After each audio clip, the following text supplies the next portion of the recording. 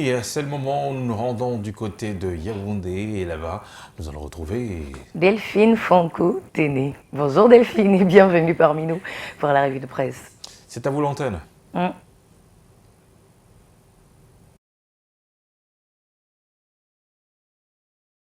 Bonjour Thierry Carole, bonjour mesdames, messieurs, bonjour. La revue de presse justement prend son envol tout de suite en direct des studios de Yaoundé.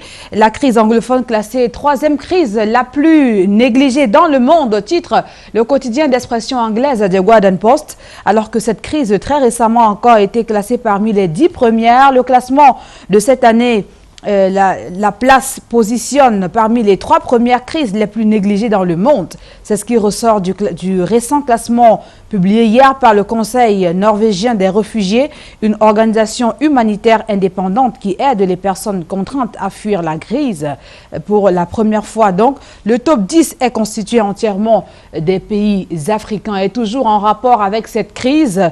Cameroun Insider revient sur la libération de la sénatrice Régine Mundi de la gueule de ses ravisseurs. Autorités administratives du Nord-Ouest, membres de la famille, amis et bien d'autres sont devenus nombreux le mardi 31 mai à Bamenda pour accueillir et célébrer cette sénatrice qui a passé près de 30 jours entre les mains de ses kidnappeurs. Ce journal d'expression anglaise s'intéresse également au Hajj 2022. Eh bien, les pèlerins dépenseront moins grâce à la subvention d'1 milliard de francs CFA déboursée par le président de la République.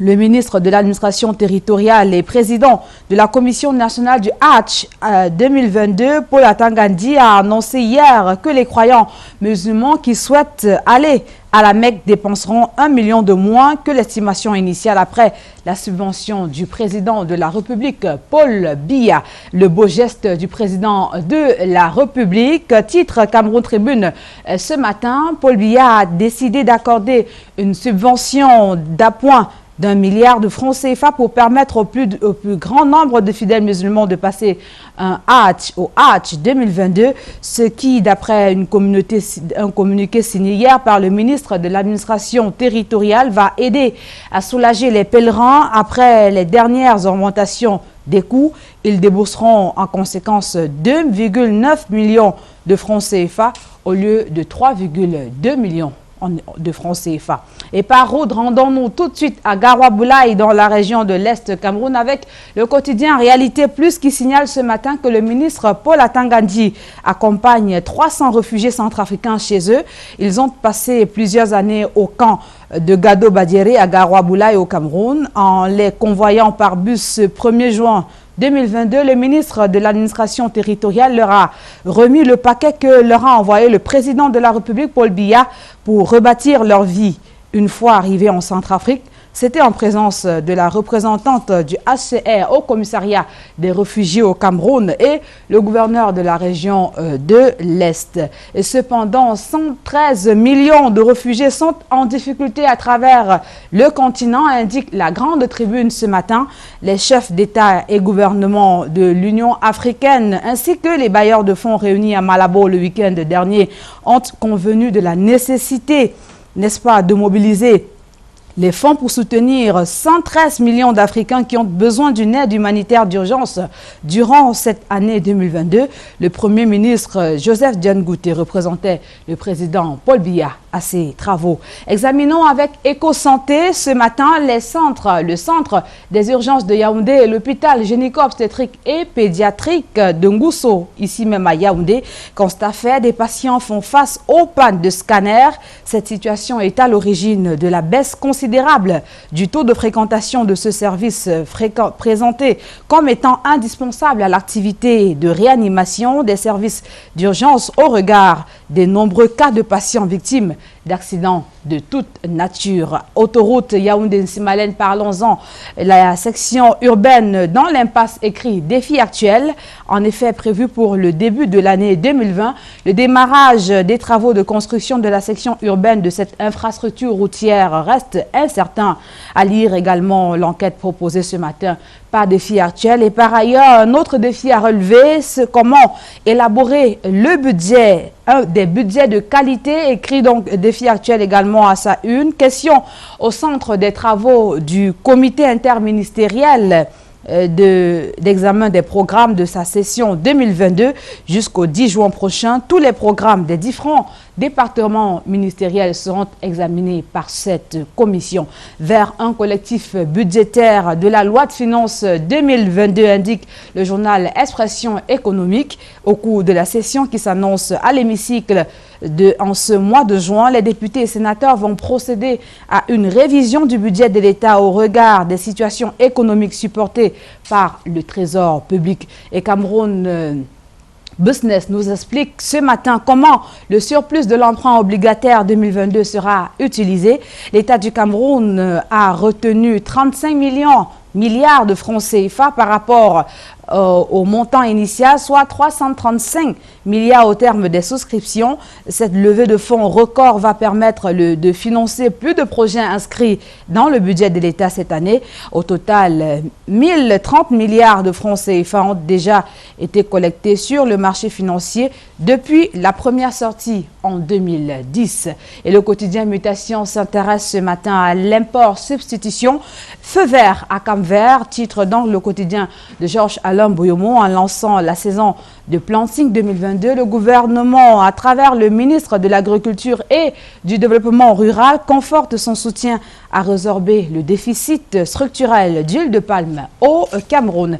L'affaire Glencore barre la une du quotidien L'économie ce matin. La SNH demande la preuve de corruption aux autorités anglaises et américaines.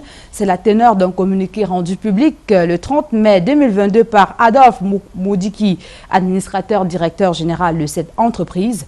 Le journal de Thierry Ekouti fait en outre savoir que la Centrafrique négocie avec le Cameroun pour la reprise des exportations de l'huile, farine, riz et bien d'autres produits. C'est la lame de fond de l'audience récemment accordée à la ministre centrafricaine chargée du commerce et de l'industrie par son homologue camerounais Luc Malgra-Baga à Tangana. Et accompagnement des petites entreprises. Les guillons algériens, c'est la principale information du quotidien Econews ce matin. L'équilibre financier et le développement des PME ont été au cœur des échanges mardi dernier entre le ministre des petites et moyennes entreprises, de l'économie sociale et de l'artisanat, Achille Bassili-King III, et l'ambassadeur de l'Algérie au Cameroun, Boumedienne Maï. En partageant les expériences des PME, les deux personnalités envisagent signer un mémorandum d'entente dans les mois à venir. Et toujours en diplomatie, la France tient ferme ses amitiés avec le Cameroun, titre le journal Le Pélican. L'audience du 27 mai 2022 accordée au Palais de l'Unité à son Excellence Christophe Guilou, ambassadeur de France au Cameroun par le chef de l'État, son Excellence Paul Biya, est l'assurance de la parfaite et cordiale relation qui lie la France au Cameroun. Les airs bien décontractés, c'est du moins ce que nous a renvoyé les images de l'audience que le président, son Excellence Paul Biya, a récemment accordé à son Excellence Christophe Guilou, l'ambassadeur de France au Cameroun. Un entretien de plus d'une trentaine de minutes à l'issue duquel le diplomate français s'est voulu clair sur le menu des échanges avec le chef de l'État camerounais. Il s'agit du tour d'horizon de la coopération sécuritaire entre les deux pays amis, avec certainement des partages d'informations sur quelques axes majeurs de l'appui que la France apporte au développement du Cameroun. Son Excellence Christophe Guilou étant ce diplomate globe-trotter qui assure un suivi de proximité à la mise en œuvre des projets dans lesquels son pays, la France, est impliqué. Et avec cet article du Pélican, on met un thème à la revue de presse Made by Thierry Kamto, assisté d'Amadou Sangou à la technique. Merci de rester fidèle. Retrouvons-nous demain pour la dernière sortie de la semaine. Mais avant, passez une excellente journée en compagnie de Thierry Carole et Patricia Key pour la suite de Canal Matin. Et excellente journée également à vous, Delphine Foncoutene, du côté de Yaoundé. À cet instant, principalement, vous le savez, sur Canal Matin, on est là pour vous accompagner, mais surtout permettre de traverser ce mois de juin de la plus belle des manières. Hein, plus que 2 jours, et nous serons déjà partis pour laisser place à l'autre couple, à savoir Fidjil et l'autre Patricia. Cette fois, ça sera Patricia Lorna aussi. Patricia l'autre. En fait, quand on dit Patricia Lorna, ça pourrait sonner comme si on a dit Patricia l'autre. Patricia Lorna aussi. Et Fidjil, comme le disait Thierry Carole, vous reprennent dès lundi prochain, oui, la semaine prochaine. Mais ce n'est pas encore le cas, nous on est encore là. Heureusement, on a encore jusqu'à 2 jours à passer avec vous. Quel privilège! Et pour aujourd'hui, rappelons encore le menu. Vous le savez, de temps en temps, on s'arrête dans ce programme et on laisse parler les spécialistes afin de nous assurer une meilleure vie, une meilleure hygiène de vie, meilleure possibilité pour avoir des meilleures résolutions aussi. Donc on a du coaching aussi de temps en temps dans ce programme et aujourd'hui particulièrement un sujet au programme. Ça, ce n'est plus un chat, c'est un bœuf dans la gauche. Pardon. Alors, au programme, dans le cadre du coaching, on parlera du problème qui se cache derrière la gentillesse abusée. J'aime beaucoup ce sujet et j'espère que vous allez rester jusqu'à la fin pour ne rien rater de cet autre entretien avec un coach. Alors, à présent, si vous voulez bien, nous allons aller hors de nos frontières via Escalmonde. Et qu'est-ce que l'actualité nous réserve? Regardons ceci.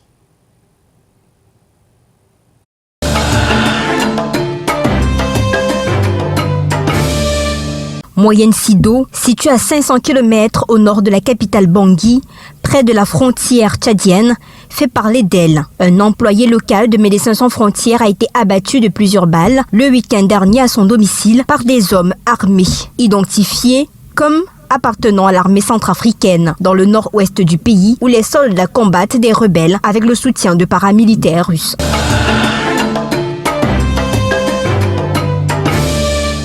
Au Boni 2, petit village dans le sud-ouest du Cameroun, 24 civils ont été tués, une soixantaine de blessés dimanche par des séparatistes armés. Cette partie du pays est menacée par une crise sécuritaire depuis 5 ans.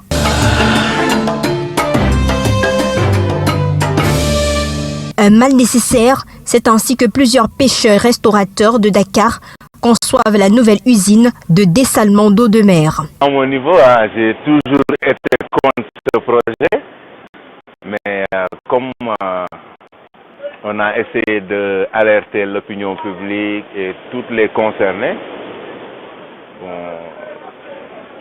et jusque-là, il n'y a rien qui s'est fait, donc nous, on est obligés de se conformer à la décision de l'État. On a besoin de l'eau ici, à Dakar et tout, on a des problèmes de l'eau.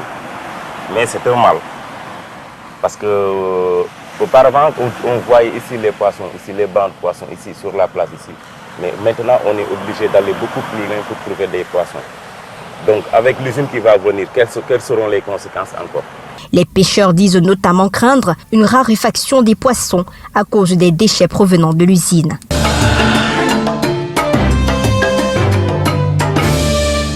Emmanuel Macron demande au gouvernement de faire toute la transparence sur les incidents survenus aux abords du Stade de France samedi soir. Ce que veut le président de la République, et ça tombe bien, c'est ce que veulent faire et la ministre de l'Intérieur et le ministre des Sports, c'est que la lumière soit faite sur ce qui s'est réellement passé, en toute transparence et très rapidement. C'est bien pour ça que dès lundi, une conférence de presse a été organisée. Dès lundi soir, le ministre de l'Intérieur s'est présenté devant les Français au journal télévisé. Et dès 17h aujourd'hui, au Sénat, dans le cadre de cette audition publique, accessible à tous, ils continueront à répondre pour étayer les faits. Donc le président l'a mentionné, il attend de son gouvernement la transparence, la lumière sur les faits, des pistes pour que ça ne se reproduise plus et de la réactivité. Olivia Grégoire assure par ailleurs à l'issue du Conseil des ministres que Gérard Darmanin a toute la confiance du président alors que le ministre de l'Intérieur est la cible de vives critiques après ces incidents. Le président de la République n'a même pas eu besoin de rappeler qu'il soutenait totalement son ministre de l'Intérieur. Gérald Darmanin était à nos côtés comme chaque mercredi. Gérald Darmanin est un ministre de l'Intérieur qui a toute la confiance du président de la République.